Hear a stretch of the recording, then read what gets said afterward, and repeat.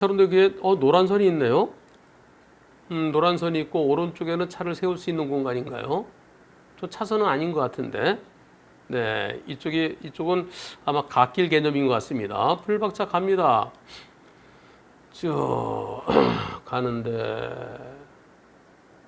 와, 이런 차가 어디서 나면 어떡해? 여기서 나오네요. 하나 꽝.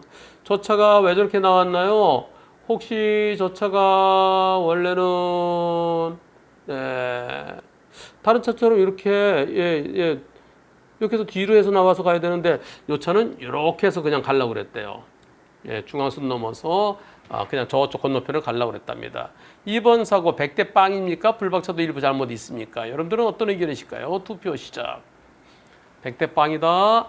불박차도 일부 잘못이 있다. 시속 30으로 가면서 거기서 나오는 차 보고 그때 왜 멈췄어야지. 근데 거리가 너무 빨라요. 시속 30으로 갈 때도 정지거리가 14m라고 그러는데요. 아무리 빨리 써도 10m는 필요하겠죠. 여러분들은 100대 빵이라는 게 100%입니다. 그런데 상대 측에서요, 100대 빵 인정 못 한다는 거예요. 그래서 경찰에 접수할까 그랬더니 접수하든지 말든지 마음대로 하라는 거예요. 예. 근데 접수하면은 지금 불편한 게 있죠. 여기 뭐가 있어요? 중앙선이 있습니다. 중앙선은 이쪽으로 갔어야 되는데 너 왜 이쪽으로 왔어? 이거 혹시 중앙선 침범 사고 되는 거 아닐까요? 여러분들은 어떤 의견이신지요? 저거 역주행이다. 역주행이기 때문에 중앙선 침범 사고다. 저건 후진하다가도 뒤에 못 봤으면 사고 똑같이 할 수 있어. 그래서 저거는 중앙선 침범 사고는 아니고 안전운전 의무 위반 사고다. 여러분들의 의견은 어떠신지요? 투표 시작. 상대가요. 경찰 신고는 하려고 맘대로 해 그러더래요.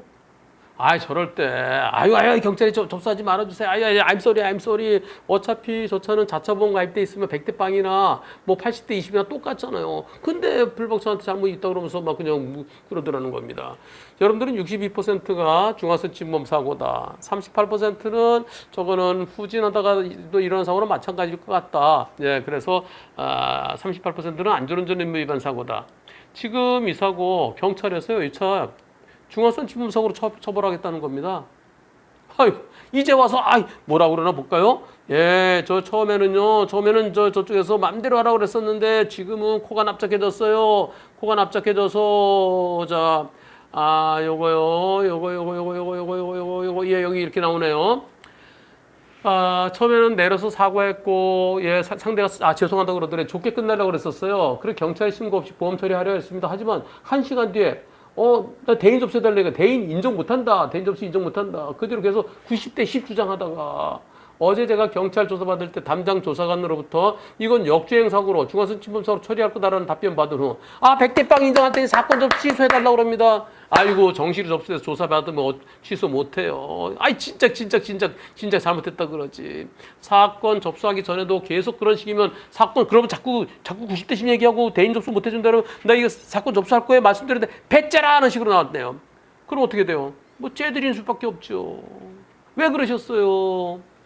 그런데 여기에서요, 이번 사고가 이게 중앙선 침범으로 볼 것이냐, 안 볼 것이냐, 이거는요,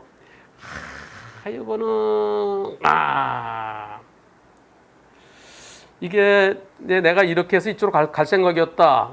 그러면 후진한 거랑 똑같다. 그건 안전운전 의무 위반 아니냐.